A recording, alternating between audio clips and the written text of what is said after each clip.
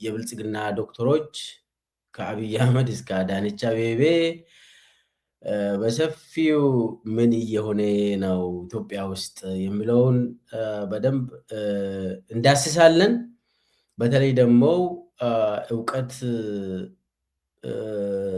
ትርክቱን ለመቆጣጠር የብልጽግና አመራሮች ፒኤችዲ መውሰድ እንዳለባቸው አቅጣጫ የተቀመጠበት አንዳንድ ምስጢሮችን እናወራለን። እስከ መጨረሻ ድረስ ተከታተሉኝ ያልኩኝ። በመጀመሪያ ደረጃ እንግዲህ ወቅቱ በዚህ ሰዓት ኢትዮጵያ ውስጥ የግራጁዌሽን ወቅት ነው። በተለያዩ ዩኒቨርሲቲዎች በትክክል ተምሮ የሚመረቁበት ሰዓት ነው። እንግዲህ ያው ጦርነት እየተካሄደን ቢሆን አንዳንድ ያው ዩኒቨርሲቲዎች ያስተምራሉ።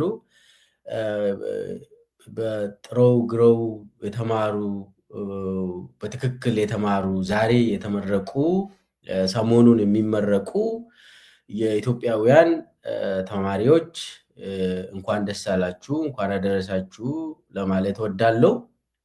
ዛሬ ግን በእነሱ ላይ አይደለም ማወራ።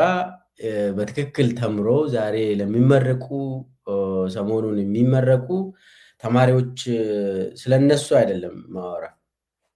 ዛሬ አጀንዳዬ የብልጽግና ተማሪዎች፣ የብልጽግና ምሁራን፣ የብልጽግና ፒኤችዲ ሆልደርስ፣ የብልጽግና ትምህርት ስርዓት እሱ ላይ ነው የምናወራ ዛሬ። ሙሉ በሙሉ ብልጽግናዎች ምን እያደረጉ ነው? ትምህርትን እንዴት ያዙ? ለብልጽግና ትምህርት ምንድን ነው የሚለውን እንዳስሳለን። እንዴትስ ፒኤችዲያቸውን እየወሰዱ ነው ያሉት ምለውን ነው ማወራ። አንድ በአንድ ብዙ ነገር እናነሳለን። እስከ መጨረሻ ድረስ ተከታተሉን። ቻናሉን ሰብስክራይብ ያላደረጋችሁ ሰብስክራይብ አድርጉ። ኮሜንት፣ ላይክ፣ ሼር ማድረግ እንዳትረሱ እያልኩኝ አንድ ወቅት አብይ አህመድ የሆነ ስብሰባ ላይ ያው ብዙ አይደሉም የተወሰኑ አመራሮች ባሉበት መደመር ጽፈው መደመር ሳይመረቅ በፊት ነው እንግዲህ ይሄ መደመር መጽሐፉ ሳይመጣ በፊት ያኔ ብልጽግና አልተመሰረተም። አብይ የሆነ ቃል ተናግሮ ነበር። አንዳንድ ጊዜ አብይ ይናገራል፣ የሚያስበውን ይናገራል፣ በተለያየ ቦታ ይናገራል። ከዛ በኋላ ይረሳል። በሽተኛ ስለሆነ የተናገረውንም ይረሳል። አንተ የነገርከውን መልሶም ሊነግርህ ይችላል። ችግር ስላለበት የጭንቅላት ችግር ስላለበት እና የሆነ ጊዜ ምንድን ነው ያለ በኢህአዴግ ጊዜ ምሁራን በተመለከተ ጥሩ ፖሊሲ ነበር። ለምን ምሁራን የዩኒቨርሲቲ ምሁራን እና መምህራን በተለይ እንዲገደቡ አድርጓል።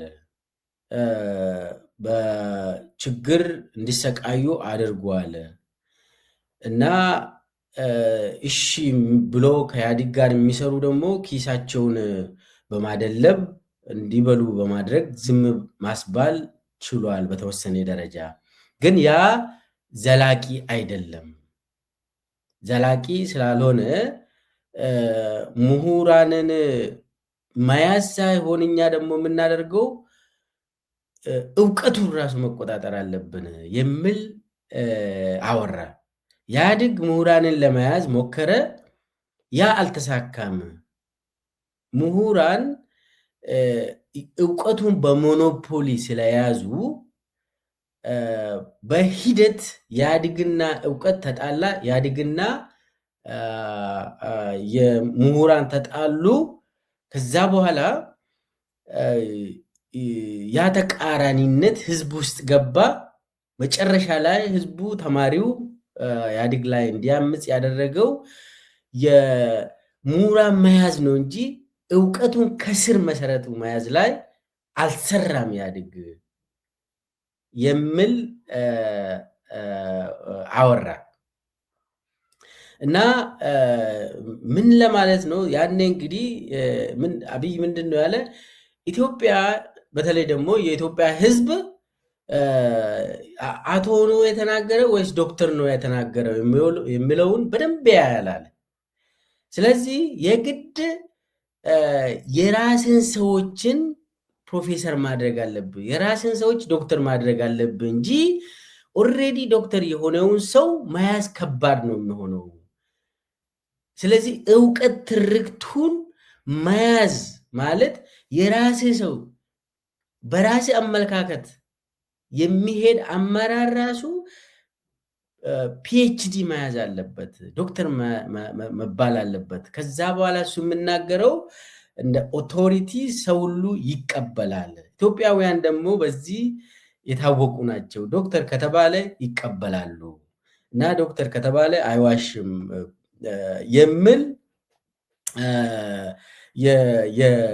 ስለዚህ የራሳችን የእውቀት ትርክት ሊኖረን ይገባል።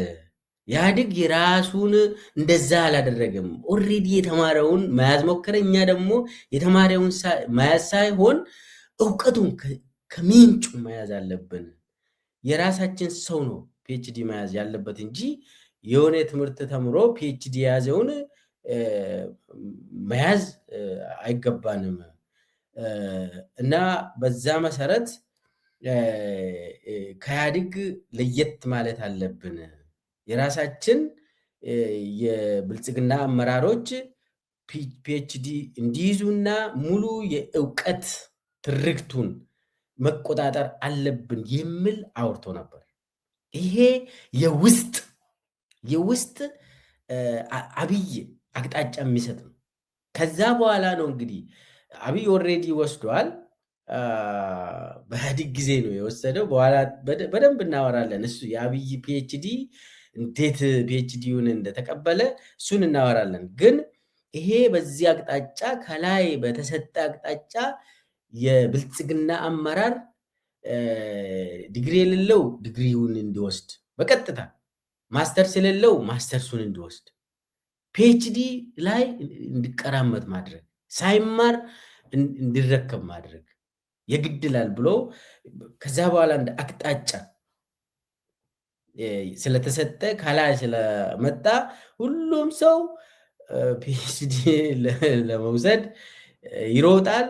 ከዛ ታላችሁ ሁሉም ሰው መጽሐፍ ይጽፋል። ያንን በደንብ ታያላችሁ። አንድ በአንድ እናወራለን። ብዙ አመራሮች ስም እናነሳለን። ከዛ ዲስከስ እናደርጋለን። ዓላማውስ ምንድን ነው? ይሄንን ለምንድን ነው አብይ ያደረገ የሚለውን በደንብ ማወቅ አለብን። ለምንድን ነው ይሄንን ያደረገ አብይ? እና ትምህርት ለምንድን ነው እንደዚህ ይህን ያህል ማለት አጠቃላይ ይህንን ፖሊሲ አብይ ለምንድን ነው የሚከተለው የሚለውን በደንብ ማንሳት አለብን። ስለዚህ ወደ እስቲ ፒኤችዲ ለመያዝ ያው ማስተርሱ ላይ ብዙ ፎከስ ባናደርግ ይሻላል በአሁኑ ደረጃ። ለምን በገፍ እየወሰዱ ነው። እሱ አዲስ አበባ ዩኒቨርሲቲ ጨምሮ እንግዲህ ፕሬስቲጂየስ የሚባለው አዲስ አበባ ዩኒቨርሲቲ ነው በኢትዮጵያ ውስጥ። ብልጽግናዎች እንደው የመጀመሪያ ዲግሪ እንኳን የሌላቸው ሰው ይኸውላችሁ ካድሬ ብቻ አይደለም እኮ ጄኔራሎች ሁሉ ማስተርስ ይወስዱ ፒኤችዲ ይወስዱ እንዳለ ሰው በቃ ወረቀት ብቻ እየወሰደ እሱ። እኔም ማስተርሱ ላይ አላወራም፣ ፒኤችዲው ላይ ትንሽ እናውራ። ሰው ለምንድን ነው በትምህርት ስርዓት ፒኤችዲ ሰው የሚማረው? በዓለም ደረጃ ፒኤችዲ ማለት ምን ማለት ነው? ፒኤችዲ ማለት እንግዲህ ለአካደሚክስ ነው። በተለይ የሚያስተምሩ ሰዎች መምህራን ፒኤችዲ ያዙ ማለት ኢንዲፔንደንት ሪሰርቸር ናቸው። እውቀትን ማምረት ይችላሉ። ራሳቸውን ችሎ እውቀትን ማምረት ይችላሉ። ዜጎችን መቅረጽ ይችላሉ። ማስተማር ይችላሉ። ሪሰርች ማካሄድ ይችላሉ ማለት ነው ፒኤችዲ ማለት። ፒኤችዲ ያስክ ማለት እቺ እርከን ለሚቀጥለው በቃ ትምህርት ማካሄድ ትችላለህ፣ ማስተማር ትችላለህ፣ ጥናት ማካሄድ ትችላለህ፣ ሳይንስን ማካሄድ ትችላለህ ማለት ነው። በፒኤችዲ ኮርስ ወርክ አለ። በአብዛኛው 4 ዓመት ነው ክላስ ውስጥ 4 ዓመት ትማራለህ። 4 ዓመት እየተማርክ እየጻፍክ እያነበብክ ሙሉ አቴንሽንን 100% እውቀትን እያሰፋ ስፔሻላይዝ እያደረግክ 4 ዓመት ኢንቴንሲቭ ኮርስ ወርክና ከዛ ዲዘርቴሽን ትጽፋለህ። ያንን ስታደርግ ሙያተኛ ትሆናለህ፣ ባለሙያ ትሆናለህ ማለት ነው ፒኤችዲ። ስለዚህ ያ ሙያ የሚተላለፍ ሙያ ነው የሚሆነው ማለት ነው። ትራንስፈረብል ኖሌጅ ነው የሚሆነው። ያንን ሙያ ካገኘ በኋላ አንተ ደግሞ ታስተምራለህ ማለት ነው። የሆነ አዲስ ኮርስ እንኳን ብሰጥ ፒኤችዲ ከያዝከው አዲስ ኮርስ መፍጠር ትችላለህ ማለት ነው። ኒው ኖሌጅ ፕሮዳክሽን፣ ኦሪጂናል ኖሌጅ የሆነ ነገር ማምጣት ትችላለህ ማለት ነው ፒኤችዲ ያዝክ ማለት ነው። ስለዚህ ፒኤችዲ ዝም ተብሎ አትወስድም። ምንድን ነው ዋናው ዓላማው? ፒኤችዲ ስትወስድ ያንተ ዓላማ ምንድን ነው? ትውልድን ማስተማር ነው ይላል ሳይንሱ። ትራንስፈረብል የሆነ ኖሌጅ ፕሮዳክሽን ውስጥ ትገባለህ ማለት ነው። አንተን ለአዳዲስ ግኝቶች እያዘጋጀ ነው ማለት ነው። ፒኤችዲ ያዝክ ማለት ከፒኤችዲ በኋላ ነው የምታዘጋጀው ማለት ነው። ፒኤችዲ የእውቀት ማማ አይደለም። ፒኤችዲ ያዝክ ማለት መግቢያ ነው። ያችን ፒኤችዲ ከያዝክ በኋላ የምታመርተው ኖሌጅ ነው የምታካሄደው። በጣም ኢንዲፔንደንት የሆኑ ሪሰርች ኦሪጂናል ኖሌጅ ፕሮዳክሽን ነው ፒኤችዲ ከያዝክ በኋላ ነው ይሄ ደግሞ። ስለዚህ ፒኤችዲ እኮ መግቢያ ወረቀት ነች። እና አብይ ለምን ነው ፒኤችዲ የሚወስዱት? የአብይ ካድሬ በሰፊው ሞብላይዝ ተደርጎ ፒኤችዲ እየወሰዱ ነው። ማስተርስ ለምንድን ነው እንደዛ የሚያደርጉት? ሪሰርች ለማካሄድ ነው? አይደለም። ትውልድን ለማስተማር ነው? አይደለም። ዩኒቨርሲቲ ገብቶ ለማስተማር አይደለም። ስለዚህ ለምንድን ነው ፒኤችዲውን የሚወስዱት የምለውን በጣም ማየት ያስፈልጋል። እና አብይስ ክላስ ገብቶ እንደዚህ አድቫንስድ ኮርስ ወርኮች ናቸው የምትማረው። ዝም ተብሎ ነው ኮርስ ወርክ አይደለም። አድቫንስድ ሪሰርች ሜቶዶሎጂ ትማራለህ። አድቫንስድ ስኪል ትማራለህ። የምትማረው በጣም ከፍ ያሉ ቲዎሪዎችን ትማራለህ። አድቫንስድ የሆኑ ጉዳዮችን ትማራለህ። ኮርስ ወርክ ክላስ ገብተህ ነው ይህንን ደግሞ የምትማረው። ብዙ መጽሐፎችን በማንበብ ነው አንድ ኮርስ ብቻ የምትወስደው። ሙሉ ስራ እየሰራ ሚኒስቴር ሆነ አንድ ክላስ ሳትገባ አንድ ፔፐር ሳትጽፍ ፒኤችዲ ሆልደር ተብሎ ምንድን ነው ነው? የብልጽግና ፒኤችዲዎች ምን ይባላል? የነሱ ዲዘርቴሽንስ ይጽፋሉ ወይ? የመጨረሻ መመረቂያ የፒኤችዲ ጽሁፍ ይጽፋሉ? ማን ነው የሚጽፋቸው? እሱንም እናነሳለን ማለት ነው። ስለዚህ በሳይንሱ መሰረት ፒኤችዲ እውቀትን ለማምረት የሚያስችል ሙያ ላይ ደርሰሃል ማለት ነው ፒኤችዲ ስትይዝ። እና አብይ ምን አይነት እውቀት ለማምረት ነው ፒኤችዲያቸውን የሚወስዱት የሚለውን በሚገባ እናወራለን። ከዛ በፊት ግን አንድ አብይ የተናገረውን በደንብ ብናዳምጥ ጥሩ ነው ይመስለኛል። አንዳንዴም ሀብታም መሆን እንደማይቻል የሀብታቸው ጣራ ሲወሰን፣ በሌላ ጊዜም ሀብታም መሆን የሚቻል ነገር ግን በተለያየ ስም ቀና ብለው መጓዝ እንዳይችሉ ሲደረግ የነበረውን ብልጽግና በመክፈፍ ሀብታሞች፣ ኢኖቬተሮች፣ ደጋፊ ብቻ ሳይሆን የድርጅታችን አባላት፣ የድርጅታችን አመራሮች፣ ምናልባትም የወደፊቱ ጠቅላይ ሚኒስትሮች ከዚህ ግሩፕ ውስጥ ሊወጣ ይገባል የሚል እምነት ይዟል። ይህን እምነት እንድንይዝ ያደረገን ዋናው ምክንያት በኢትዮጵያና በአፍሪካ ብዙ የፖለቲካል ሳይንቲስት ነን የሚሉ ሰዎች አሉ። የፖለቲካ ፊሎሶፈር ነን፣ ፕሮፌሰር ነን፣ ዶክተር ነን የሚሉ ሰዎች በዚያም የሚጠሩ ሰዎች አሉ።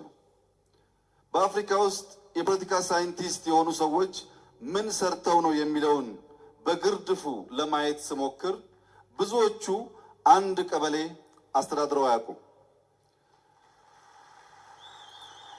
ብዙዎቹ የፖለቲካ ሳይንቲስት የፖለቲካ ዶክተር ያስባላቸው የኔ ቢጤ መሀይም ጠቅላይ ሚኒስትሮች የሰሩትን ስራ በመጻፍና በመተረክ ብቻ ነው ፒኤችዲ ያገኙት።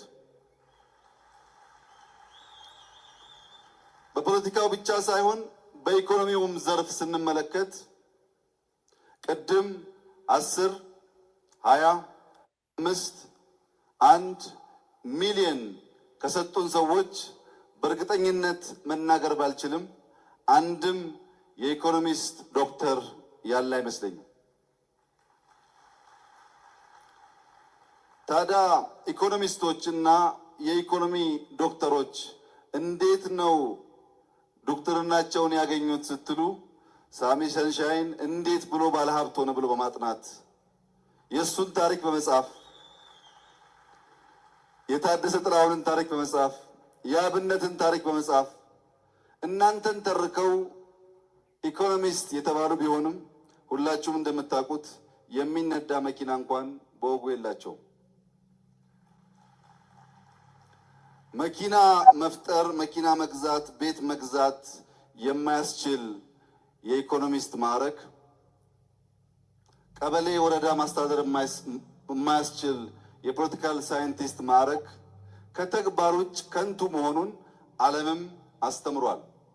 የማይክሮሶፍቱ ቢልጌት ኢኮኖሚስት አይደለም። የአሊባባው ጃክማ ኢኮኖሚስት አይደለም። የአፕል ባለቤት ኢኮኖሚስት አይደለም። የፌስቡክ ባለቤት ኢኮኖሚስት አይደለም ብቻ ሳይሆን እነዚህ ሁሉ ኮሌጅ ዲግሪ መያዝ ያልቻሉ ድሮፕ አውቶች ናቸው። ታዲያ ኢኖቬተርስ መፍጠር መስራት ይህንን ንግግር ያደረገው አብይ 2020 እንደ አውሮፓ አቆጣጠር ፈንድሬዚንግ ላይ ነው። የብልጽግና ፈንድሬዚንግ ላይ አይ ቲንክ 2022 ነው መሰለኝ። ይቅርታ 2022 አካባቢ ነው። ሚሊኒየም አዳራሽ እስከየት ድረስ እንደሄደ ያስቡ።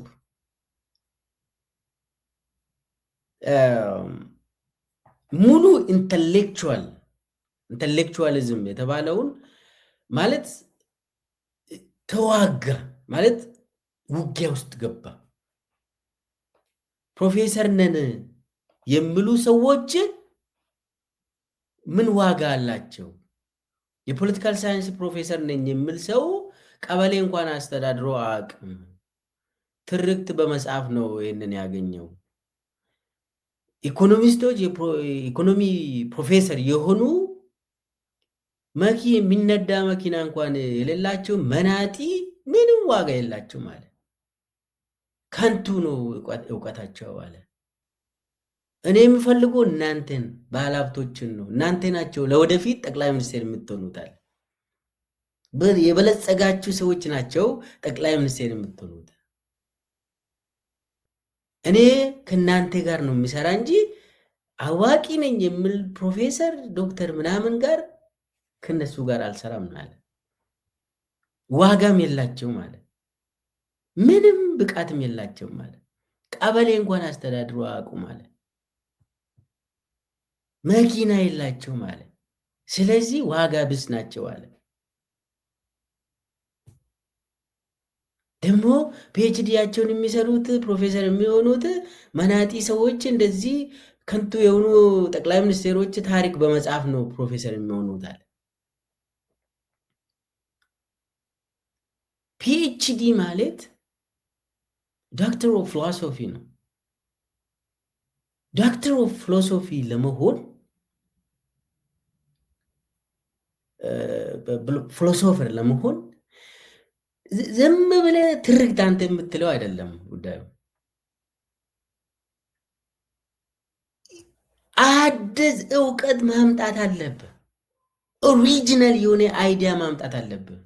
ዝም ብሎ የሰንሻይን ባለቤት ማን ነው ብሎ መጽሐፍ አይደለም። አንተ እንደምትለው ኖሌጅን በአብስትራክት ደረጃ ማምጣት አለብህ። የማይታዩ ማንነቶችን አውጥተህ ማሳየት አለብህ።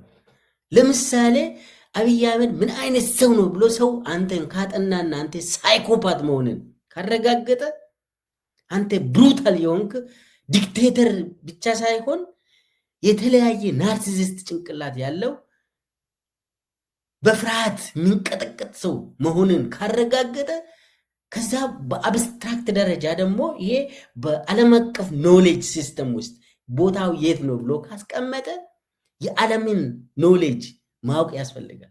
ዝም ብለው ስላንተ መጥናት ሳይሆን በዓለም ደረጃስ የት ቦታ ነው አብይ አህመድ የሚባል አውሬ ሰው የት ይቀመጣል ብሎ በዓለም ደረጃ ያሉ የአመራሮች የሀገር መሪዎች ሳይኮሎጂ ምን ይመስላል ብሎ ካስቀመጠ አንድ ሳይኮሎጂስት አንተን ካጠና የዓለምንም ያጠናል። ከዛው ጋር አንተ እንደምትለው አይደለም፣ የዓለምን ሙሉ የእውቀት ሲስተሙን ያጠናል። ለምን የግድ አንተ የት ቦታ ነው የምትቀመጠው?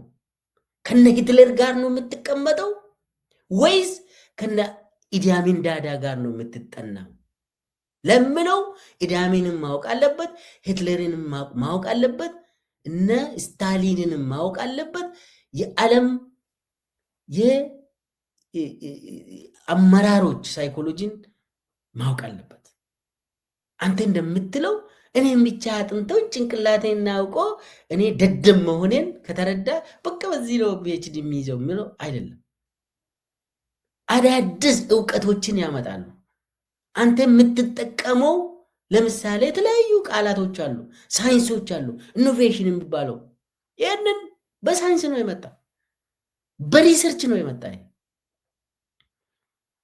በግኝት ተገኘ። ዝም ተብሎ አይደለም። እናሱ ዶክተር የሆኑት ምንም ዋጋ የላቸውም ብሎ በዚህ በንግግሩ አወራ። አንደኛ ዶክተር ኦፍ ፊሎሶፊ ሚኒንጉን ሁሉ አበላሸ። ከዛ በኋላ ደግሞ በአፍሪካ ደረጃ በኢትዮጵያ ደረጃ ፕሮፌሰር የተባሉ ፖለቲካል ሳይንስ ኢኮኖሚስቶች ምናምን ዋጋ ቢስ ናቸው። እኔ ብልጽግና ሰዎችን እኔን የሚደግፉኝ ሰዎች ነው መርጠው እናንተ ናቸው ጠቅላይ ሚኒስቴር የምትሆኑት፣ እነሱ ቀበሌም አያስተዳድሩም ማለት። ፕሮፌሰር ቀበሌ ለማስተዳደር አይደለም ፕሮፌሰር የሚሆነው። ኢትዮጵያ ውስጥማ ፕሮፌሰር ቀበሌ ለማስተዳደር ጀስት ገበሬ ሆነ ካድሬ ብትሆን ምንም ያልተማረ ሰው ካድሬ ከሆነ አንተ ደጋፊ ከሆነ ይሾማል። ትምህርት አያስፈልግም። አንድ አትክልተኛ ኢትዮጵያ ውስጥ በአንተ ጊዜ አብይ አህመድ አንድ አትክልተኛ ግሩም የሚባል አትክልተኛ ቤተመንግስት ውስጥ አትክልተኛ የጠቅላይ ሚኒስቴር ጽህፈት ቤት ምክትል ኃላፊ ነው። ዛሬ የጠቅላይ ሚኒስቴር ጽህፈት ቤቱ ምክትል ኃላፊ ነው። አትክልተኛ እኔ ለምን አደገ አይደለም ትምህርት አያስፈልግም እያልኩ ነው። በአንተ ዘመን ለመሾም ትምህርት አያስፈልግም። ቀበሌ ለማስተዳደር ትምህርት አያስፈልግም። በአንተ ዘመን ፕሮፌሰሮች የጠቅላይ ሚኒስቴር ጽህፈት ቤት ኃላፊ ለመሆን አይደለም የሚማሩት፣ ትውልድን ለመቅረጽ ነው የሚማሩት። አንተ ደግሞ ትውልድን ለማጥፋት ነው የመጣ። የፖለቲካል ሳይንስ ፕሮፌሰርም የኢኮኖሚስት ፕሮፌሰርም ለአገር ነው የሚሰሩት እንጂ ቀበሌ ለማስተዳደር አይደለም። መኪና ለመንዳትም አይደለም። ሲጀመር የመኪና ያጡበት ምክንያት አንተ አይነት ዘራፊዎች ኢትዮጵያን ስለሚገዙ ነው። ዘራፊዎች መምህራንን ይቀጣሉ፣ ክብር እንዳያገኙ ያደርጋሉ እንጂ መምህራን መኪና ይገባቸዋል፣ ፕሮፌሰሮች መኪና ይገባቸዋል። ይሄ ታወቀ ነው። ግን ደግሞ አገራችን ኢትዮጵያ ስላልታደልን ከዘመን ወደ ዘመን ከመሪ ወደ መሪዎች የተለያዩ ከኢህአዴግ ከደርግ ወደ ኢህአዴግ ከኢህአዴግ ወደ አንተ ሲለዋወጥ የፕሮፌሰሮች ኑሮ አልተለወጠም። ይባሴ እየጠፋ እያበላሻችሁ መጣችሁ እንጂ መምህራንማ ሊከበሩ ይገባል። ይሄኛው የኢኮኖሚ ሲስተሙ ነው ድሃ ያደረጋቸው። መምህራን ብቻ ሳይሆን የኢትዮጵያ ሕዝብ ሙሉ በሙሉ ድሃ ያደረገው የእናንተ አመራርነት፣ ብልሹ አመራርነትና የኢኮኖሚ ፖሊሲያችሁ ነው። የዝርፊያ መዋቅር ስለምታዋቅሩ፣ የማፊያ ስርዓት ስለምትዘረጉ መምህራን ድሃ ነው የሚሆኑት። በጋውን ለብሶ ይለምናሉ አይደለ? በአንተ ዘመን አየን አይደለ? በኢህአዴግ ጊዜ እንኳን እቺ የለችም። ጋውን ለብሶ መምህር ይለምናል በአብይ ዘመን። እና አንተ እንደምትለው አይደለም። ኢኮኖሚስቶች መኪና ያጡት ለዛ አይደለም። ከዛ ወጥቶ ቢዝነስ ውስጥ መግባት ይችላሉ። በአንተ አመለካከት ደስታ የሚመነጨው ከሀብት ስለሆነ ነው። ብልጽግና ጭንቅላት ስላለ ነው። ያ ደሃ ፕሮፌሰር ግን ሰላም አለው፣ ደስተኛ ነው። ያ ፕሮፌሰር ደሃ ቢሆንም መኪና ባይኖረውም እየተደሰተ በሙያው ተደስቶ ተማሪዎቹ ጋር ይውላል፣ ያስተምራል። ከነሱ ጋር እድሜ አለው። በኑሮ ቢሰቃየም በሙያው ይደሰታል። የኑሮ ጉዳይ ደግሞ ያንተ ችግር ነው፣ የአብይ አህመድ ችግር ነው። የመምህራን ኑሮ ችግር የመጣው በአንተና በአንተ መሰል አመራሮች ምክንያት ነው እንጂ ሙያ ራሱን የቻለ ዓላማ አለው። በሙያ ደስታ ይመጣል። ተማሪዎችን ስታስተምር ትደሰታለህ። እኔ ኢትዮጵያ ውስጥ መምህር ነበርኩ። በጣም የመጨረሻ ከፍተኛ ደስታ የሚመነጨው ስታስተምር አንብበ ከተማሪዎች ጋር ሁልጊዜ ከተማሪዎች ጋር ቁጭ ብለህ ስትወያይ ደስታውን አትችልም። አብይ ይህንን አታውቅማ፣ አንተ አታውቅማ። እንደ መምህር የሚደሰት ሰውም የለም። ሀብታ አይደለም የሚያስደስተው አይደለም። በሀብትና በዚህ በአንተ በብልጽግና ጭንቅላት የሚደሰቱት እኮ አሳማዎች ብቻ ናቸው። ሆዳቸውን የሚያደልቡ ሌቦች ብቻ ናቸው በሀብት የሚደሰቱት። ሀብት በተወሰነ ደረጃ ያስፈልጋል። አዎ፣ ግን ደግሞ ሙያ ጋር አታደባልቅ። የአንተ ኢላማ ምንድን ነው? ጸረ እውቀት ስለሆነ ነው። አንታይ ኢንተሌክቹዋሊዝም ነው ይሄ ስፒች። የአብይ ንግግር ጸረ እውቀት ንግግር ነው። ይሄ ደግሞ አንዱ የፋሽስቶች መገለጫ ነው። ፋሽስቶች የተማሪ ኃይልን ያጠፋሉ፣ ይረሽናሉ፣ ያጠፋሉ። ለምን? የኢንፌሪዮሪቲ ኮምፕሌክሲቲ ያላቸው የበታችነት ስሜት ስለሚሰማቸው የተማሪ ኃይልን ቶሎ ያጠፋሉ ፋሽስቶች። አብይ የተማሪ ኃይል ላይ ጦርነት አወጀ በዚህ ስፒቹ። ይሄ አንታይ ኢንተሌክቹዋሊዝም ሙቭመንት ይባላል በፋሽስቶች። ፋሽስቶች የሚከተሉ ናቸው። ይሄንን ለምን የተማረ ኃይል የተማረ ትውልድ ክሪቲካል ማይንድ ስላለው ይጠይቃል። ለምን የምለውን ይጠይቃል። እንደዚህ ናርሲሲስት የሆኑ ሰዎች ደግሞ የተማሪ ኃይልን ማየት አይፈልጉም። የሚጠይቅ ሰው ይገደላል። የሚጠይቅ ሰው ይጠፋል። ይህ የሚጠይቅ ትውልድ ጠፊ ነው የሚሆነው። ስለዚህ እነሱ የሚፈልጉት ፋሽስቶች በድንቁርና የሚነዱ ህዝብን ነው የሚያመርቱት። ለዛ ቀጥታ ትምህርት ላይ ጦርነት ከፈቱ።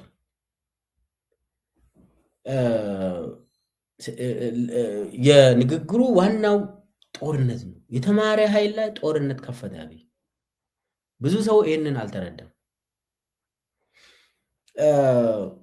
አሁን በኋላ ደግሞ ጦርነት ላይ ትምህርት ላይ ጦርነት ከፍቶ ደግሞ በዚህኛው የተማረ ኃይልን በመምታት ታይትሉን ደግሞ በመውሰድ ራሳቸው በመውሰድ ዶክተር በመሆን አያስፈልገንም። በቃ እኛው ራሳችን አዋቂዎች ነን፣ በቃ አለቀ ነው። ታይትሉንም ይወስዳሉ። ሰዎችን ደግሞ የተማረ በትክክል የተማረውን ያጠፋሉ። ከዛ የእውቀት ትርክቱ ሙሉ በሙሉ ይቆጣጠራሉ ማለት ነው። ሙሉ ትውልድን ይቆጣጠራሉ ማለት ነው። ስሙንም ይወስዳሉ። ፕሮፌሰር ይሆናሉ፣ ዶክተር ይባላሉ። ከዛ ምንድን ነው የሚፈልጉት? ምንም። ሰው እነሱ አስተማሪ ይሆናሉ። እነሱ ጸሐፊዎች መጽሐፍ ይጽፋሉ። በእነሱ መጽሐፍ ትውልድ ይቀረጻል። እንደዛ አይነት ሰርኩላር የሆነ ውስጥ እንገባለን ማለት ነው። ትውልድን ይገላሉ፣ ይጨርሳሉ። ሰው አሁን ምንድን ነው አብይ ትምህርትን መማርን፣ ፒኤችዲ መያዝን፣ ፕሮፌሰር መሆንን ዋጋ ቢስ አድርጎ ተናገረ። ዋጋ ቢስ። ለምን እነኛ ይፈራል፣ የተማረውን ይፈራል፣ ይጠራጠራል፣ ይጠላል፣ ያጠፋል ማለት ነው። የበታችነት ስሜት ስለሚሰማው። ይህ ደግሞ የሳይኮፓቶች ችግር ነው፣ የናርሲሲስቶች ችግር ነው። ሁሉም ነገር ከኔ ነው የሚመነጫ ብሎ ያምናል። አይ አም ፋውንቴን ኦፍ ኖሌጅ ይላል። በቃ የእውቀት ምንጭ እኔ ነኝ። በየቦታ ሂዶ አሁን ዶክተሮች ሐኪሞችን ሰብስቦ ስለ ሐኪም ያስተምራል። የህግ ባለሙያዎችን ሰብስቦ ስለ ህግ ያስተምራል። ያው ፖለቲከኛ ስለሆነ ፖለቲካል ሳይንስ ብለዋል። ሁሉንም መምህራንን ሰብስቦ ይናገራል። የሆነ ጊዜ ደግሞ አዲስ አበባ ዩኒቨርሲቲ ሄዶ መምህር ማለት ፕሮፌሰር ማለት እውቀት እንትን እንደዚህ ነው ማድረግ ያለባችሁ ብሎ ሌክቸር አደረገ አዲስ አበባ ዩኒቨርሲቲ። በቃ እሱ የሁሉም እውቀት ምንጭ ሆኖ ቁጭ አለ። ከዛ የእሱ ደቀ መዛሙርት ደግሞ በአቅማቸው እነሱም የእውቀት ምንጭ መሆን አለባቸው ተብሎ ፒኤችዲ እንዲወስዱ ተደረገ። አጠቃላይ ይሄ በአቅጣጫ ነው የሚሆነው። ነገር ግን በተጨባጭ ለኢትዮጵያ ሕዝብ ግን ትምህርት እንዲጠፋ ተደረገ። ትምህርት ዋጋ ቢስ እንደሆነ ተደረገ ለኢትዮጵያ ሕዝብ፣ ለትውልዱ። ደርግ ለምሳሌ መሰረተ ትምህርትን አስፋፋ። የምናውቀው ኢህአዴግ ከኤሌመንተሪ እስከ ዩኒቨርሲቲ በጣም በዛ ተባለ። ብልጽግና እኮ ልክ እንደመጣ ኢህአዴግ በየመንደሩ ዩኒቨርሲቲ ከፈተ አለ። አስቡ፣ 130 ሚሊዮን ህዝብ መቼ ዩኒቨርሲቲ ያገኘ? ውጭ ሀገር እኮ ዩኒቨርሲቲ ኮሌጅ እኮ በየመንደር ነው ያለ። ወዳጆች፣ ስንት ዩኒቨርሲቲ ነው ኢትዮጵያ ያላት? አሁን በዛ እንዴት ይባላል? ኢህአዴግ ያንን ትምህርት ቤቶችን ኤሌመንተሪን በየቀበሌ ኤሌመንተሪ፣ ዩኒቨርሲቲን ትንሽ ሰፋ አደረገ። ብልጽግና መጥተው ይዘጋ ተባለ። ብርሃኑ ነጋ በየአመቱ ዩኒቨርሲቲ የሚገቡት ከ100% 5% ብቻ አደረገ። 5% ዩኒቨርሲቲ የሚገባ ሰው ኢትዮጵያ ህዝብ ውስጥ 5% ብቻ ነው ሃይስኩል ተምረው 95% እዛው ሃይስኩል ላይ እዛው ቀበሌ ውስጥ እንዲቀር አደረገ። 5% ብቻ ዩኒቨርሲቲ እንዲገቡ አደረገ ብርሃኑ ነጋ። ከዛ የተቀሩት ብርሃኑ ጁላ አለላቸው። እነዚህ ብርሃኑ ጁላ ደግሞ ወደ ጦር ይወስዳል። 95%ቱ ለጦርነት ይውላሉ ማለት ነው። እንጨት ሆኖ ይቃጠላሉ። ወይ በአፈሳ ተወስዶ ጦርነት ይሄዳሉ፣ ወይ ካልሆነ ደግሞ ወደ ፋኖ ወደ ኦሮሞ ነጻነት ሰራዊት ይቀላቀላሉ ማለት ነው። ወደ ሌላ ወይ ወደ መከላከያ በግድ እንዲገቡ ይደረጋል። ትውልድ ሙሉ በሙሉ እያጠፉ ነው። ትምህርት ዋጋ ቢስ ሆኖ በቃ ሊያጠፉ ትምህርትን እያጠፉ ነው። 8 ዓመት አየን። ለምን? ጦርነቱ ከእውቀት ትርክቱ ጋር ስለሆነ እውቀት ትርክቱን ለመቆጣጠር የሚደረገው ፊልሚያ ነው። ዋናው ነገር ስልጣን ነው። ስልጣን መሰረቱ ይሄ ኖሌጅ ፕሮዳክሽኑን ለመቆጣጠር የሚደረገው ፊልሚያ ነው። እውቀት ማመንጫ ተቋማትን በመዝጋት ወይ ደግሞ በመቆጣጠር ሙሉ ዜጋ አጠቃላይ ዜጋው እጅ እንዲሰጥ የብልጽግና እውቀት መዋቅር እንዲዘረጋ ማህበረሰቡ ሙሉ በሙሉ ቁጥጥር ውስጥ እንዲገባ ማድረግ ነው። ዋናው ነገር የስልጣን ጉዳይ ነው። የስልጣን ጉዳይ ነው እና በኢህአዴግ ጊዜ ጥሩ ትምህርት ኳሊቲ የለውም ምናምን ይባላል። ኳሊቲማ ዓለም ላይ የትም ቦታ ኳሊቲ የለም። እንደዚህ ኳሊቲ ስለሌለው ትምህርት ቤትን ዘግተን ሃይስኩሎች አሁን ጦር ካምፕ ነው ያደረገው አብይ። ዘግቶ ብዙ ኤሌመንተሪ አብዛኛው አማራ ክልል ህዝቡ እየተማሪ አይደለም። ኦሮሚያ ክልል ህዝቡ እየተማሪ አይደለም። ትግራይ ክልል ትምህርት ቆመዋል። አሁን ተወሰነ ከፕሪቶሪያ የሚባለው ድራማ በኋላ ተወሰነ ተማሪ ወደ ትምህርት ቤት እንዲገባ ተደረገ። ከዛ ውጭ ግን ያም ትምህርት አይባልም። በቴረር ነው የሚማሩት። ትግራይ፣ የቤንሻንጉል ጉሙዝ፣ ጋምቤላ ሁሉም ቦታ ምንም ትምህርት የሚባል የለም በአብይ ዘመን ትምህርት ከተባለ እና ትምህርት ቤቶች የጦር ካምፖች እና እንትን ሆኑ።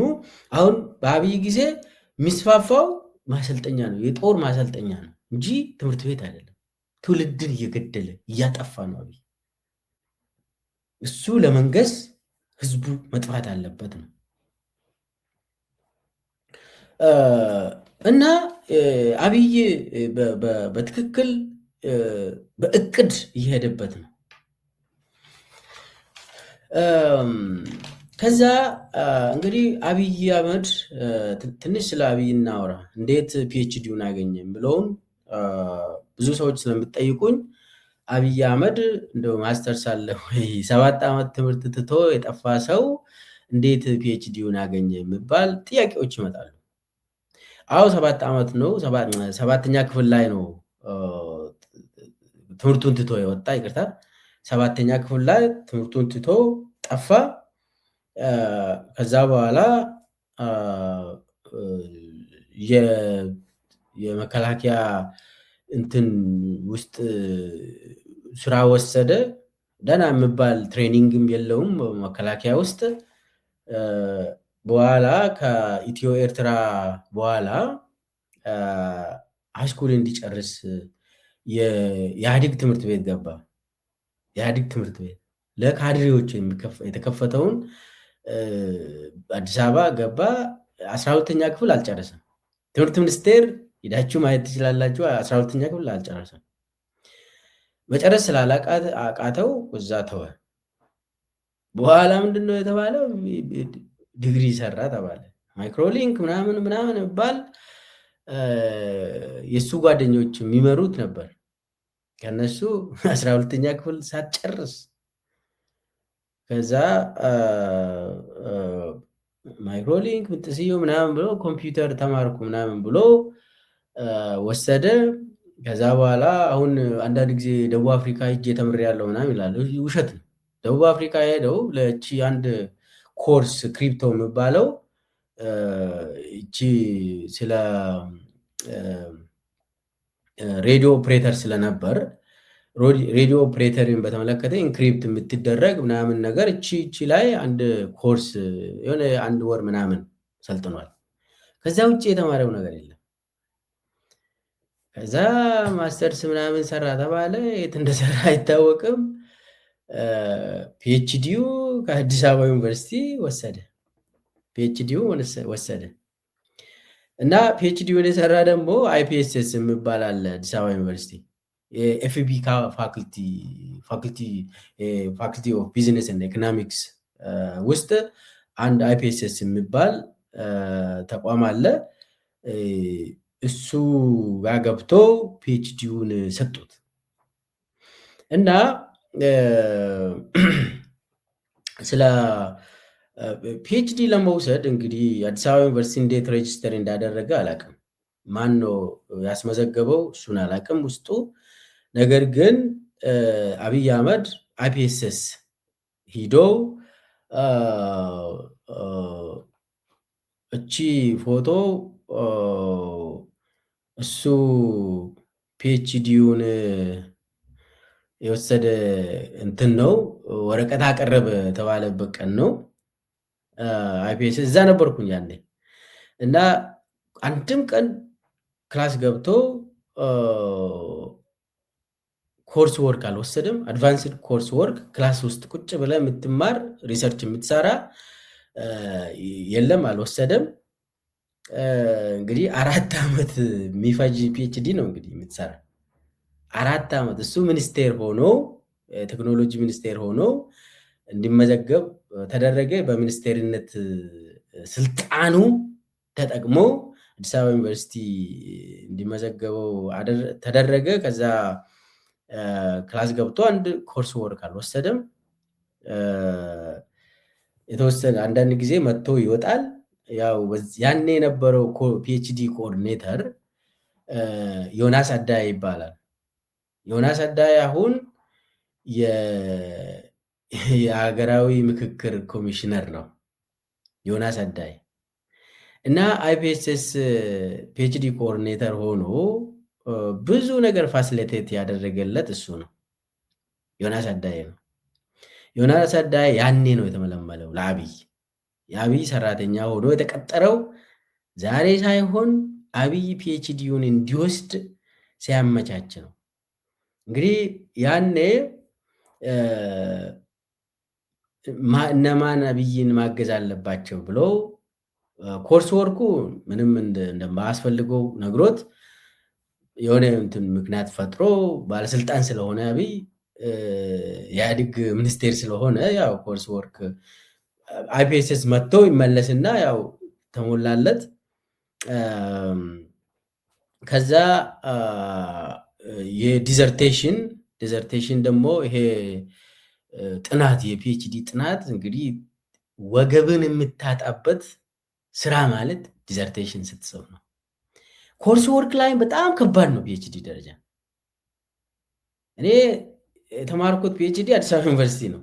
4 ዓመት ሙሉ ሬጉላር ገብቼ ምንም ስራ እየሰራው ሳልሆን ሬጉላር ገብቼ ወገቤን ያጣውበት ስራ ነው። 4 ዓመት ሙሉ ከላይብረሪ አትወጣ፣ ታነባለህ፣ ትጽፋለህ። በየቀኑ ሰሚት የሚደረግ አሳይመንት አለ፣ ፔፐሮች አሉ ከበር የሚደረጉ። አንድ ኮርስ ብቻ መዓት መጽሐፍ ነው የምታነበው አድቫንስድ ስለሆነ። ፒኤችዲ ስትማር ዝም ብሎ በቃ ሚኒስቴር ስለሆንክ በቃ ምናምን እዛ ስራ እየሰራ እዚህ ጋር አይደለም። ዲስታንስ መመዝገብ አለብህ። ዲስታንስ ኤጁኬሽን የሚባለው ድሮ በኢትዮጵያ ውስጥ በቴሌኮ ምናምን የምትማረው ሌላ ሰው ይስብልሃል፣ ፈተናውን ይፈተንልሃል፣ ወረቀቱን አሽገህ እንደዛ ማድረግ አለብህ ወይ? አሁን እያወራ ያለው አብይ አህመድ ሬጉላር ገብተው ነው የተማረ ነው አይደለ የተባለው። አይፒኤሶች እስቲ አምጡ፣ የትኛው ክላስ ነው የገባ አብይ? ሬጉላር ገብተው። ሬጉላር ማለት ዲስታንስ አይደለም፣ ቁጭ ብሎ ከተማሪዎች ጋር ቁጭ ብሎ ተምሮ ኮርስ ወርኮችን ጨርሰው ሪሰርች ደግሞ ዳታ ለመሰብሰብ ወጥቶ ማንን ኢንተርቪው አደረገ? እሺ አይ እሱ ሚኒስቴር ስለሆነ 3 ልጆች ናቸው ለሱ ዳታ የሰበሰቡት ይባላል። 3ቱ ልጆች ናቸው ወረቀቱን የጻፉለት። እኔ ያውቃቸዋለሁ 3ቱን። በነገራችን ላይ ከ3ቱ አንዱ በጣም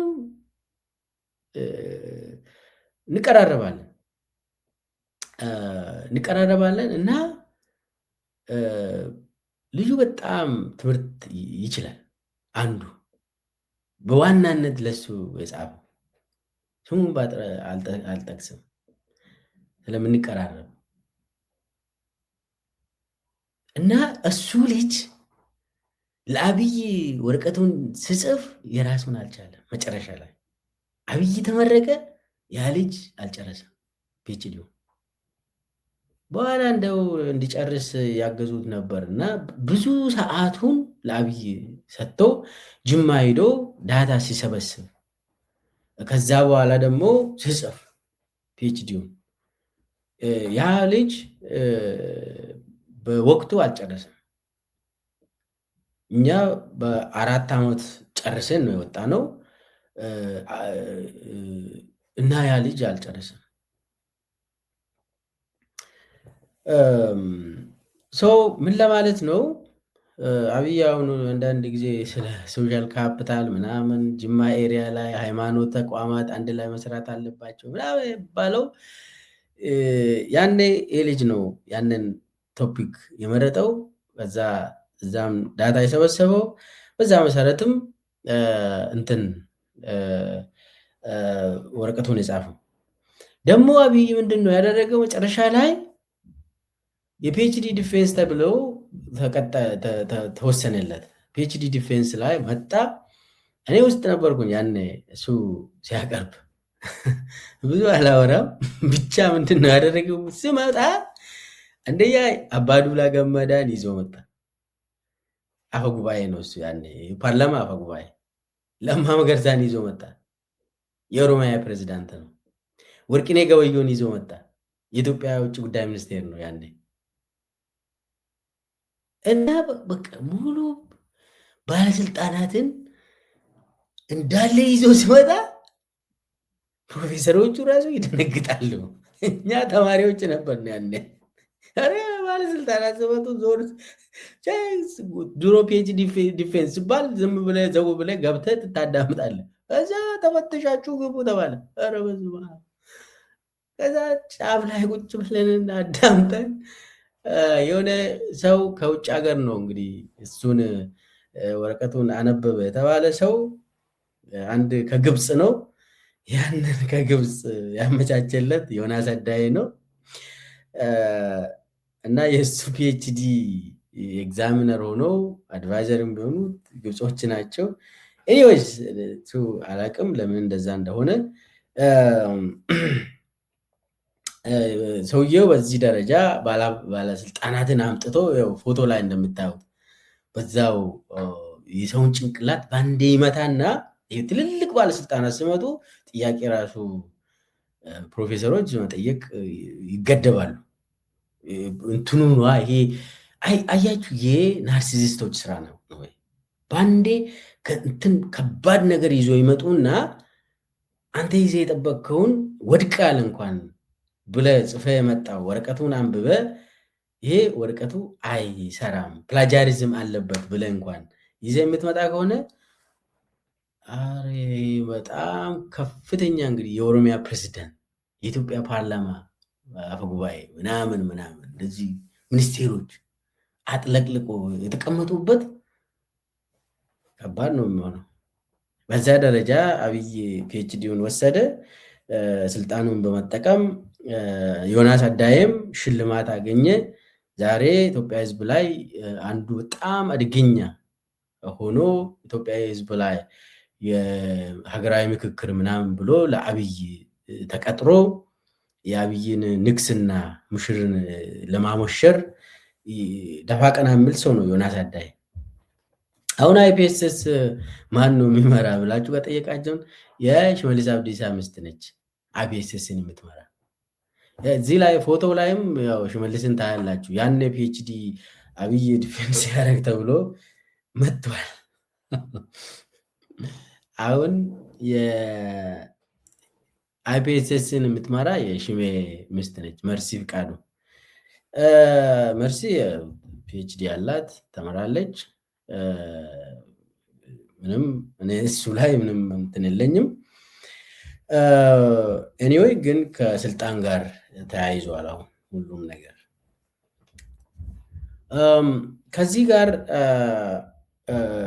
ከዚህ ቀጥዬ እንግዲህ ይሄ አጠቃላይ አቅጣጫ ሲሆን አብይ አህመድ ስልጣኑን መቆጣጠር ሌላው የስልጣን ምንጭ ደግሞ እውቀት ስለሆነ እውቀቱንም ትርክቱን ለመቆጣጠር በገፍ ሂዳችሁ ግቡና ያዙ ፒኤችዲያችሁን ከተባለ በኋላ እንዳለ ሰው ወደ ዩኒቨርሲቲ በመሄድ 4 ዓመት ቁጭ ብሎ መማር ያለበትን ትቶ ዝም ብሎ በቃ ወረቀት መውሰድ ተጀመረ። በዚህ መሰረት ብዙ አላወራም፣ የተወሰኑ ሰዎችን ስማቸውን እያነሳው አወራለሁ ለምን ወሳኝ ስለሆነ። በመጀመሪያ ደረጃ እነ ተስፋዬ በልጅጌ፣ ካሳሁን ጎፌና ወርቁ ጋቸና የወሰዱበት ፒኤችዲያቸውን የወሰዱበትን ብናወራ እንግዲህ ካሳሁን ጎፌ፣ ተስፋዬ በልጅጌ ታውቃላችሁ። ተስፋዬ በልጅጌ የብልጽግና አንዱ የብልጽግና ማማ ነው። እንግዲህ ተስፋዬ በልጅጌ እሱ አሁን ዶክተር ነው። መቼ ነው እንትናቸውን የወሰዱት? 2024 ነው። ወርቁ ጋቸና ሙያ አለው፣ ግን ደግሞ ሬጉላር ገብቼ ነው የተማርኩት ስላለ የትኛው ክላስ ሬጉላር ገብቶ መማር ከባድ ነው። ሙሉ ሰዓት ይወስዳል። ወርቁ ሙያ አለው፣ እኔ ያውቀዋለሁ። ግን ክላስ ገብተ አንደኛ የአብይ አህመድ ኤአይ ዳይሬክተር ነው። አርቲፊሻል ኢንተለጀንሱን የሚመራው ወርቁ ጋቸና ነው። ሙያ ቢኖረውም መማር ይችላል እንደኔ ግምት። ካሳሁን ጎፌን አውቀዋለሁ፣ ተውሱ። ተስፋዬ በልጅጌ ተውሱ፣ አስቂኝ ነው ይሄ። ወርቁ ራሱ መማር ይችላል፣ ኖሌጅ አለው ካልኩኝ፣ ግን በሬጉላር ክላስ ገብቶ 4 ዓመት የሚወስደውን ፒኤችዲ አድቫንስድ ኮርስ ወርክ ክላስ ገብቶ መውሰድና ዲዘርቴሽንን መጻፍ ጊዜ ይወስዳል፣ ጉልበት ይወስዳል፣ አቴንሽን ይወስዳል። ሙሉ አቴንሽን የ4 ሰዓት ስራ። እኔ ራሴን አውቃለሁ። ያኔ ፒኤችዲ ስማር ጊዜ አይበቃም። አርቲፊሻል የአብይ ካድሬ የሆነ ግን በፍጹም ስህተት ነው የሰራ ወርቁ ጋቸና።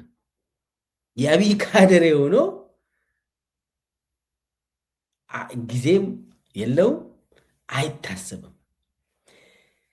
ተስፋዬ በልጅጌና ካሳሁን ጎፌ አስቡት፣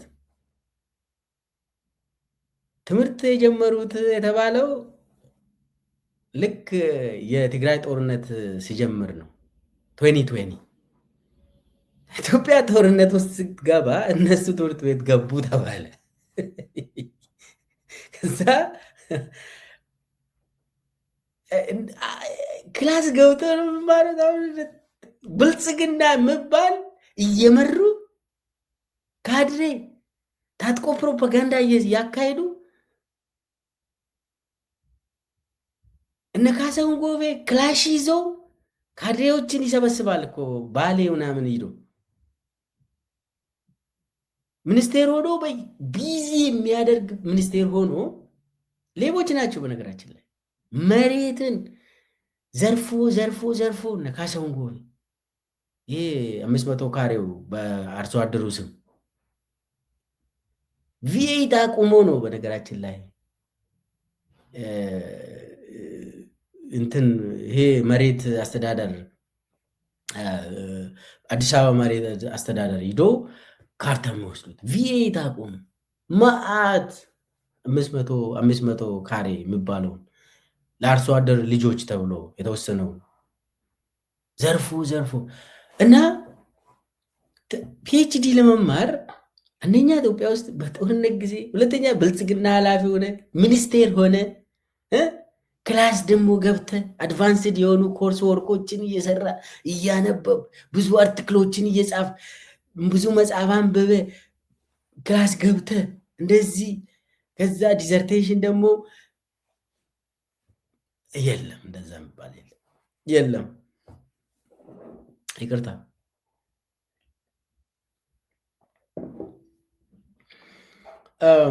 ተስፋዬ በልጅጌ ኧረ የለም። ፕሮፓጋንዳው ማን ይስራ? ክላስ አልገቡም። አንድም ቀን ክላስ ገብቶ ሳይማሩ ፒኤችዲ አችን ወሰዱ። ከአዲስ አበባ ዩኒቨርሲቲ ነው ደግሞ የወሰዱ። እኔ ያሳፈረኝ አዲስ አበባ ዩኒቨርሲቲ ነው። እኔ ለአዲስ አበባ ዩኒቨርሲቲ በጣም ትልቅ ክብር ነው ያለኝ። ከአዲስ አበባ ዩኒቨርሲቲ ነው እኔም ትምህርቴን ሬጉላር እዛ ገብቼ ከኬኔዲ ላይብረሪ ሳልወጣ ወገቤን እስከሚያመኝ ድረስ የመጀመሪያ ዲግሪን፣ ማስተርስን፣ ፒኤችዲን የተማርኩት አዲስ አበባ ዩኒቨርሲቲ። እኔ ትልቅ ክብር ነው ያለኝ። እንዳም አዲስ አበባ ዩኒቨርሲቲ ሳልሄድ እንትን ትንሽ ከቆየው ሱስ ነው የሆነብን። እዛ አካባቢ መሄድ አለብኝ የሆነ ብቻ ስለምወዱ አይሚስ አዲስ አበባ ዩኒቨርሲቲ። አዲስ አበባ ዩኒቨርሲቲ እንደዚህ ወርዶ ለብልጽግና ካድሬ ወረቀት ማምረቻ መሆኑ በጣም ያሳዝናል፣ ያሳዝናል፣ ያሳዝናል። እኔ ዝም ብሎ ከተራ የሆነ ቦታ ቢወስዱት እኔ ብዙ አላወራም። ክላስ ገብቶ አንድ ኮርስ እንኳን ሳይወስዱ ፒኤችዲ ሰሩ ምናምን ብሎ ሲመረቁ በጣም ያሳዝናል። ኢትዮጵያ ጦርነት ውስጥ በነበረችበት ሰዓት ፒኤችዲያቸውን ጨረሱ ተባለ። ይሄ በጣም የሚያሳዝን ጉዳይ ነው። ሌላው ስለ ሲሳይ ቶላ ነው። ሲሳይ ቶላ ብሔራዊ ደህንነት ወሳኙ የአብይ ሰው ነው። ሲሳይ ቶላ እንግዲህ አሁን ከሬድዋን ሁሴን ቀጥለው ሲሳይ ቶላ ነው። ሲሳይ ቶላ ደግሞ ከአስቱ ፒኤችዲውን ሰራ ተባለ። እሱ ደግሞ ዘንድሮ ነው እንደ 2000 ሜይ ውስጥ 2026 ነው የተመረቀው ተባለ። ብሔራዊ ደህንነትን የሚመራ ቀን ተሌሊት የሚሰራ የሚባለው ማለት ነው። በቃ ስራ የለም ማለት ነው። ብሔራዊ ደህንነት ምንም ስራ አይሰራም። አንድ አመራሩ ቁጭ ብሎ ትምህርቱን ይማራል ማለት ነው። ክላስ እየገባ እያነበበ ብዙ መጽሐፎችን እያገለባበጠ በቃ የፈጠራ ስራዎችን ሪሰርች እየሰራ ፓብሊሽ እያደረገ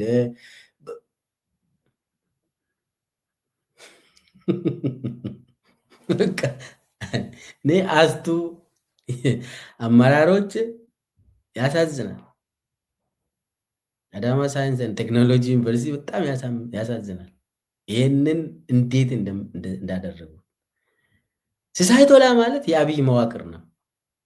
ድሮ ከአብይ ሳይንስ እና ቴክኖሎጂ ሚኒስቴር በነበረበት ጊዜ ሲሳይ ቶላ ከሱ ጋር ነበር። እና ሳይቶላ በጣም የአብይ ሎያል የሆነ በጣም ታማኝ ሰው ነው እና እሱንም ቶሎ ውሰድ ተባለ። አሁን ዶክተር ሲሳይ ቶላ የብሔራዊ ደህንነት ብሔራዊ መረጃ እና ብሔራዊ ደህንነት ዋና ምክትል ዳይሬክተር የሆነ አንደኛ የእውቀት ማማ ላይ ቁጭ ብሏል። ሪሰርቸር ነው፣ ሳይንቲስት ነው። ከዛ ስለላ ስራ ይሰራል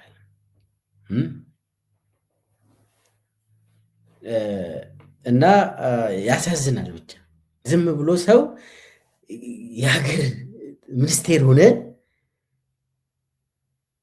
ጊዜ በብልጽግና ጊዜ ደግሞ በብልጽግና ዘመን ደግሞ እንደ ፋታ የማይሰጥ ነው። ጊዜው ፋታ የማይሰጥ ነው። እኔ የመንግስት አመራር ነበርኩኝ። ትምህርቴን እንደጨረስኩ ድሬዳዋ ዩኒቨርሲቲ ተመልሼ ትንሽ አስተማርኩኝ። ከዛ ለማ መገርሳ ናና አግዘን ምናምን አለኝ። ከዛ እንዳውም ወደ ዩኒቨርሲቲ ባቱ ዝዋ የምትገኝ ድሮ ሲቪል ሰርቪስ ኮሌጅ የምትባል በኋላ ኦሮሚያ ስቴት ዩኒቨርሲቲ የተባለችው እዛ ላይ ምክትል ቫይስ ፕሬዚዳንት ሆንኩኝ። ከዛ በኋላ በወራት ውስጥ ደግሞ ወደ ካቢኔነት ወደ ኦሮሚያ ሄድኩኝ። ከዛ አየው በጣም የሚገርም ቢዚ የሚያደርግ ስራ ነው መንግስት ስራ ማለት። ልጆቻችሁን እንኳን አታዩም። ጠዋት ትወጣላችሁ፣ ማታ ደክሟችሁ ነው የምትመለሱት። ይህ መጽሐፍ ማንበብ ኧረ ተው። እኔ የመንግስት አመራር በነበርኩ ጊዜ ጠዋት ስልጠና ግቡ ይባላል። የ3 ሳምንት ስልጠና ጭንቅላትን ዜሮ የሚያደርግ ስልጠና ይሰጣሉ። ከዛ ተመድባችኋል፣ ሂዱ ወደ ዞን ላይ ትቀመጣለህ። ሪሰርች ትምህርት መማር ምናምን ተውሱ፣ ውሸት። ቤተሰባችሁን አታዩ ለማየት እንኳን ትጓጓላችሁ እኮ ነው።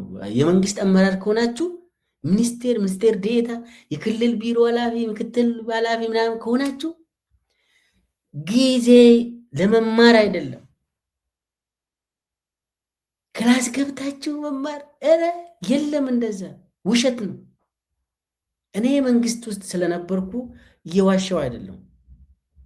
መንግስት ውስጥ በነበርኩ ሰዓት የተማርኩትን እንደው ያጣው መሰለኝ። ለምን አታነብም ከሆነ እኮ ታጣለ፣ አትጽፍም ከሆነ ታጣለ። ፐብሊሽ ኦር ፐሪሽ ይባላል። እና ካድሬ መሆን ማለት ሌላ ዓለም ነው የምትኖረው። ንካሳውን ጎቢያውን ጠዋት ከቤታቸው ወጥተው ማታ በጨለማ ቤታቸው የሚገቡ ሰዎች ሬጉላር ገብተው ዲስታንስ አይደለም እኮ የርቀት ትምህርት አይደለም። ሬጉላር ገብተው አዲስ አበባ ዩኒቨርሲቲ በየጊዜ ወረቀት እያቀረቡ አሳይመንቶችን ሰርቶ እየሰሩ ክላስ ገብተው ሙሉ ኮርስ ወርክን አድቫንስድ የሆኑ የለም። ከዛ ደግሞ ዳታ መሰብሰብ አለ፣ ዳታ አናሊሲስ ኢንተርፕሬቴሽን አለ። ከዛ ወደ አብስትራክትነት ከፍ ማድረግ አለ። አብይ እንደሚያወራ አይደለም ፒኤችዲ ማለት። ዝም ብሎ ወረቀታቸውን አንብቦ ፒኤችዲ የሚሰጡ ከሆነ እሱ ወንጀል ነው የሚሆኑ። ስታንዳርዱን ያልጠበቀ ወረቀት መቀበል ያስቀጣል። አንኤቲክል ነው። ኖሌጅ ፕሮዳክሽን ከሆነ ያመረትከው ኖሌጅ በዓለም አቀፍ ኖሌጅ ሲስተም ውስጥ የት ገባል፣ የቱ ጋ ነው ፊት የሚያደርገው ብለህ ቁጭ ማለት ነው። ምን ጋፕ ነው ፊል የምታደርገው? ምን ችግር ነው የፈታው? ያልታዩ ምን አየ? ያንን ደግሞ በዓለም ደረጃ ነው ማወቅ ያለብን። ያንን ሳያደርጉ ነው ወረቀት የሚወስዱ። እንደምን አንድ ሰው ፒኤችዲ አዲስ አበባ ዩኒቨርሲቲ ዘንድሮ አንድ ሴት ፒኤችዲ እንግዲህ ስሟን አላነሳም ሴት ስለሆነች ብዙም ከፍተኛ ባለስልጣን ስላልሆነች እና አዳነችን እናነሳለን በኋላ። አንድ ሴት 38 ገጽ ወረቀት ጽፋ ፒኤችዲ ተመርቀሻል ተባለች አዲስ አበባ ዩኒቨርሲቲ። ያሳዝናል። እኔ አንደር ግራጁዌት ተማሪ ሁኜ ፖለቲካል ሳይንስ አንደር ግራጁዌት ቢኤ ወረቀቴን ስጽፍ 30 ምናምን ፔጅ ነው። እንዳውም አሳጥር እየተባልኩ አሳጥር እየተባለ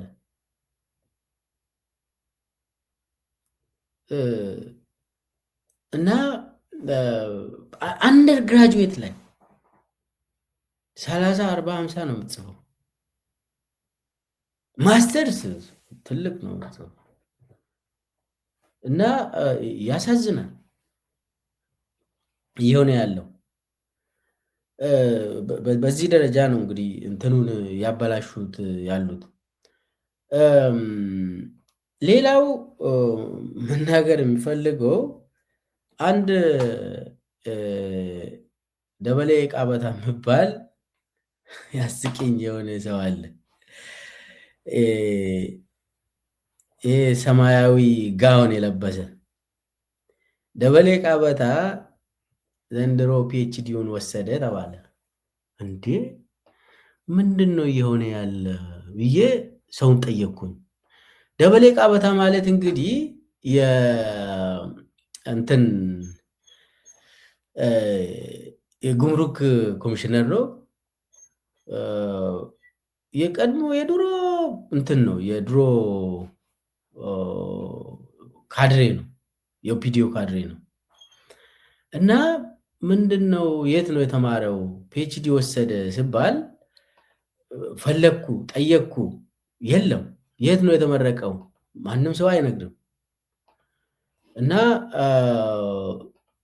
አታገኙም። እና ብዙ ፈልጌ ፈላልጌ የደበሌ ቃበታን ስጠይቅ ለካ ኦንላይን ነው የጨረሰው። ሙሉ በሙሉ ኦንላይን፣ ክላስም አልገባም ምንም በፊዚካልም ሳይሄድ ኦንላይን ጨረሰ። ደበሌ ቃበታ የጉምሩክ ዋና ኮሚሽነር ነው። ዛሬ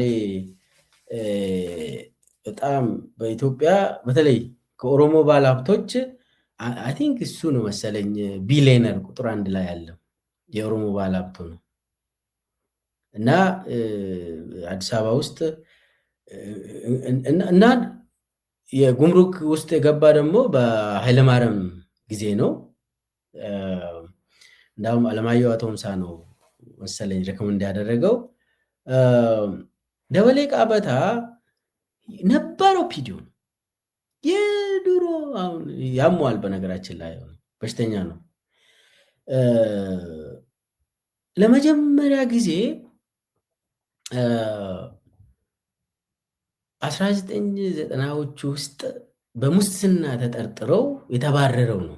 በኦፒዲዮ ውስጥ የመጀመሪያ በሙስና የተባረረ ሰው ደበሌ ቃበታ ነው። በኋላ ወደ ስልጣን ተመለሰ። ያሟል። ከዛ እንዴት ወደ ጉምሩክ እንዳስገቡ በኃይለማርያም ጊዜ፣ ከዛ በኋላ እዛው ቀረ። ቀስ እያለ ጉምሩክ ኃላፊ ሆኖ ቁጭ አለ። እንግዲህ ጉምሩክ ማለት የዝርፊያ ቦታ ነው። በአጭሩ በትንሽ ቀን ውስጥ በጥቂት ቀናት ውስጥ ባለሀብት ትሆናለህ። እና ደበሌ ቃበታ በዛ ደረጃ ፒኤችዲውን ጨረሰ። አሁን እኔ ምን ለማድረግ እንደሆነ አላውቅም። ብዙ እድሜው ገፍተዋል። በዚህ ሰዓት ለምን አስፈለገው አላውቅም። ብቻ ግን ኦንላይን ነው የጨረሰው። ኦንላይን ጨርሶ ዩኒቨርሲቲውን ስም አይጠቅሱም ብሞቱ። የጉምሩክ ፌስቡክ ፔጅ ላይ ደበሌ ቃበታ ፒኤችዲያቸውን ተመረቀ ይላል። የት ምን ምናምን የለም። ዋናው ግን ዶክተር ሆነዋል ነው የተባለው። እኔ እንትኑ ምንድን ነው ከአቅጣጫው ስለተሰጠ ሁሉም ሰው እንትን እየወሰደ ነው። የሆነ ጊዜ አስቂኝ የሆነ በኢህአዴግ ጊዜ የክብር ዶክተሬት የሚባል ነገር ሁሉም በቃ ለባለስልጣናት ተሰጠ።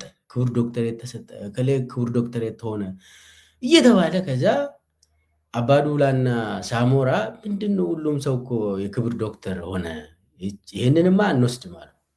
አንወስድም አሉ። ምንድነው የምትፈልጉ? አይ ከሀገር ውስጥም አንወስድም አሉ። እና ምን ፕሮፌሰር ከውጭ ሀገር ይምጣሉ። ሳሙራ የኑስ ጀነራል ሳሙራ የኑስ እና ጀነራል አባዱላ ገመዳ እና አስታውሳለሁ። እና ምንድነው አይ ከሀገር ውስጥ ውሰዱ የክብር ዶክተሬት፣ ከዛ የለም ፕሮፌሰር ደግሞ ተባለ። ከሀገር ውስጥም አንፈልግም ተራ ሰው ክብር ዶክተር እየተባለ አንወስድም፣ ክብር ዶክተርም አንሆንም፣ አገር ውስጥም አንወስድም አሉ። እና ከውጭ ሀገር ፈልጉ ተባለ። ከዛ ቻይና ተላከ ሰው፣ ቻይና ሰው ተልኮ እንደምንም ብሎ ከቻይና ይገኛል አሉ። ምን የክብር ፕሮፌሰር ሙሉ ፕሮፌሰር እንዳሁን እንሰጣለን አሉ። ኧረ በቃ ለአባዱላ ለሳሞራ የኑስ ተነገረ፣ ተገኘ፣ ቶሎ አምጡ ተባለ። ከቻይና እንትን ሰርቲፊኬት ተመጡ። ክቡር ፕሮፌሰር ጀነራል ሳሞራ የኑስ፣ ክቡር ፕሮፌሰር ጀነራል አባዱላ ገመዳና ብሎ ሰርቲፊኬት መጣላቸው ከቻይና። ያነ ስንስቅ ነበር እና ፌክ ነው ደግሞ ጥሩ ፕሮፌሰር ብሎ ከሆነ እንትን ወረቀት ላይ ተመቶላቸው መጣ ከቻይና። ከዛ በኋላ ሰው እንዴት ነው የምንጠራቸው ተባለ። አሁን ያኔ ጀነራል አባዱላ ነው ጀነራል ሳሞራ እንዴት ነው የሚጠሩት? ጀነራሉ ነው ወይስ ፕሮፌሰሩ ነው ቀድሞ መምጣት ያለበት ተባለ። አይ ፕሮፌሰሩ መምጣት ያለበት ተባለ። ፕሮፌሰር ጀነራል ሳሞራ የኑስ ተባለ። አስቀኝ እኮ ነው ኢትዮጵያ። እና እንደዛ አይነት ነገር ነው። አሁን ደግሞ ኢትዮጵያ ውስጥ በትክክል አሁን ሙሉ አብይ አህመድ ትምህርቱን ለማጥፋት ወሰነ። ያንን መሰረት ያደረገ ነው ውጊያ እየተደረገ ያለው። ራሳቸው ታይትሉን ይወስዳሉ፣ የኢትዮጵያ ሕዝብ እንዳይማሩ ያደርጋሉ። አሁን ሌላው ጊዜ ትንሽ ወሰድኩኝ መሰለኝ፣ ስለ አዳነች ትንሽ እናወራ። አዳነች አቤቤ እሷም የተወሰነ ፒኤችዲ ነገር በስሙም ይሁን የክብር ነው የክብር ዶክተር ሆነች። ግን የሰማሁት ፒኤችዲ እየተማረች ሳይሆን በቃ ልትወስድ ነው ትክክለኛው ፒኤችዲም ተብሏል። በነገራችን ላይ ብርሃኑ ጁላ አይፒኤስኤስ እየተመላለሰ ነው። ብርሃኑ ጁላ አብይ የወሰደበት ተቋም አይፒኤስኤስ እየተመላለሰ ነው። ብርሃኑ ዶክተር ልባል ዶክተር ፊልድ ማርሻል ጀነራል ብርሃኑ ጁላ ዶክተርም አይደለም፣ ፊልድ ማርሻልም አይደለም፣ ጀነራልም አይደለም። እና አዳነች በእንትን ክቡር ዶክተር ሆናለች። በጥሩ ስራ ስለሰራች ተብላ ወደ አሜሪካ ተጠርታ በቃ የሰላም ሰው ሆና ወሰደች። አዲስ አበባ ሕዝብን ከእንትን አንድ ስላደረገች በታታሪ ስለሆነች ምናምን ተብላ የክብር ዶክተር ነው ወሰደች። ከኢትዮጵያ አይደለም፣ እሷም ከኢትዮጵያ አልፈልግም አለች።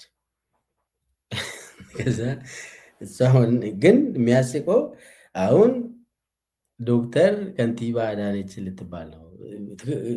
ወረቀት የሆነ ቦታ ትወስዳለች የተባለ ነው። ለምን? ሁሉም ሰዎች እንዲወስዱ ስለተደረገ። ብርሃኑም እኔ ምንድን ነው የሁሉ የሚለውን እስቲ ትንሽ እንነጋገርና ልጨርስ። ይህ ሁሉ እየሆነ ያለው ትምህርትን ሙሉ በሙሉ የማጥፋት ጉዳይ ሆኗል። አሁን እነሱ አሁን ዶክተር እየወሰዱ ስለሆነ ፒኤችዲ ዋጋ ቢስ እንደሆነ አደረጉ። እያስጠሉ ነው በቃ። እና በአሁኑ ሰዓት አብይ አህመድ ትምህርትን ስለሚጠላ የተማረውን ስለሚፈራ እነሱንም እያጠፋ ትምህርት ቤቶችን እየዘጋ ዩኒቨርሲቲዎችን እየዘጋ በሌላ በኩል ደግሞ እያራከሰ ነው። ፒኤችዲ ምናምን እያራከሰ መጀመሪያ ጦርነት እየከፈተበትን አሁን ሂዱና ውሰዱ አለ። አሁን ፒኤችዲ የሚባል ነገር አሁን ርካሽ የሆነ ነገር። አሁን ተማሪ ከዚህ ምን ይጠብቃል? መጀመሪያ ስልጣን ያዝ፣ እዛ ፒኤችዲ ይመጣል። በቃ ይሄ ነው መልእክቱ። ርካሽ አደረገ፣ ትምህርት ስርዓቱን አበላሸ። ስልጣን ተቆጣጠር፣ ከዛ ይህንንም ትቆጣጠራለህ። ወረቀቱ ይመጣል ነው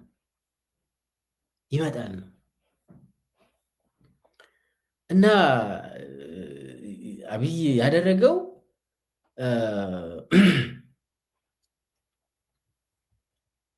ያሳዝናል። ሙሉ በሙሉ የተፈለገው ምንድን ነው? አንክሪቲካል የሆነውን ማህበረሰብ መፍጠር ነው። የማይጠይቅ ማህበረሰብ ለመፍጠር ነው። ጦርነታቸውን እያካሄዱ መቆየት ነው የሚፈልጉት። ያሳዝናል። እና በአጠቃላይ ዛሬ ብልጽግና መምህር ነው፣ ብልጽግና ፓስተር ነው፣ ብልጽግና የሃይማኖት መሪ ነው፣ ብልጽግና እውቀት ያመርታል፣ ብልጽግና ባለሀብት ነው፣ ብልጽግና ጸሐፊ ነው፣ መጽሐፍ ያሳትማል። እና ትምህርት የሚባለውን ሙሉ በሙሉ አራከሱት። አብዮት ነው ትምህርት ላይ እያካሄዱ ያሉት እና አብይ የማጥፋት ትምህርትን የማጥፋት ትውልዱ ተስፋ የለውም። ተስፋው አጨለመባቸው። ትምህርት ቤት ይዘጋሉ፣ ወደ ጦርነት። ይሄ ነው፣ እንደዚህ ነው ያደረገው። እና የሚያሳዝን ጉዳይ ነው የሆነው። ከዚህ ምንድን ነው የምንረዳው? በጉልበት ታፍሰ የአብይ አህመድ ሰራዊት የሆንከው ለዚህ ነው። ትምህርትን ከልክለው ወደ ጦርነት የወሰደውን ለምን ዲፌንድ ታደርጋለህ? በተለይ ሚሊሻው ልጆች ተስፋ የላቸው። ፖሊስ የሆንከው ልጆች ተስፋ የላቸው። በትምህርት የትም አይደርሱ። አጨለመባቸው። የሰራዊት አባላት የሆናችሁ ደግሞ ከትምህርት ገበታችሁ ነው እንግዲህ ታፍናችሁ ወደዛ የተወሰዳችሁ። ዩኒቨርሲቲ መግባት የነበረባቸው ዛሬ በጦር ሜዳ እያለቃችሁ ነው። ለዚህ ስርዓት ነው የምትሞተው። ይሄ ነው። ወደፊት ልጆች አያስፈልጉም? ኑሮ አትፈልግም? ለምንድን ነው ለዚህ ስርዓት፣ ለዚህ ብልግና የሆነ ስርዓት፣ ትምህርት ላይ ጦርነት ያወጀውን ስርዓት ለምን ትደግፋለህ? ለዛ ለምን ትሞታለህ?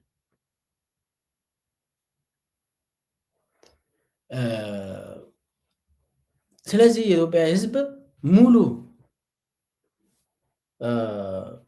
ከዳር እስከ ዳር ከጫፍ እስከ ጫፍ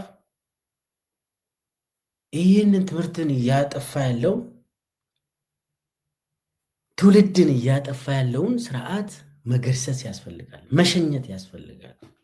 ትክክለኛውን ትምህርት ለኢትዮጵያውያን ከተፈለገ ትምህርቱ ወደ ስርዓቱ መመለስ፣ ተስፋ ብሩህ ተስፋ ለኢትዮጵያ ሕዝብ ለመመለስ ከተፈለገ የሚያስፈልገው በአንድነት ይህንን ስርዓት መሸኘት ነው።